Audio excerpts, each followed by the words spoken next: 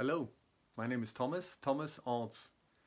This short video serves as an introduction to this blog that you find here, the Undivided Leader. First of all, if you don't consider yourself a leader, don't leave us, because in my opinion, everyone is a leader. It starts with personal leadership. How do you lead yourself? And then you can think about how do you want to lead others. And that already starts in the family, for example. We don't even talk about companies and teams and divisions. It's personal leadership, leading of others, influencing. And this is already the core of the essence. Is it actually you and others? Maybe it's all one.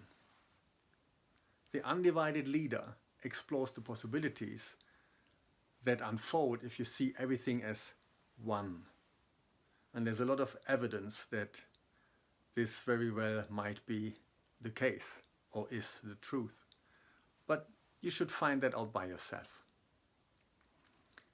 How often are we torn by our thoughts, stirred up by our emotions? We have body impulses, sensations. That's all perfect.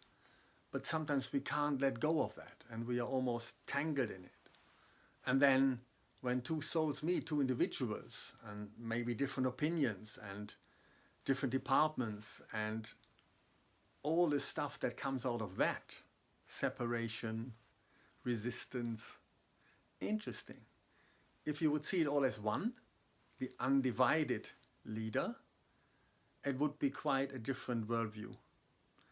And I'm just thinking what profound difference it would make if not just one of us, two of us, if all of us would have this worldview.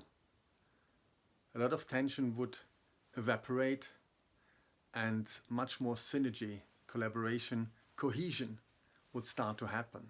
So to the undivided leader in you, enjoy our conversation.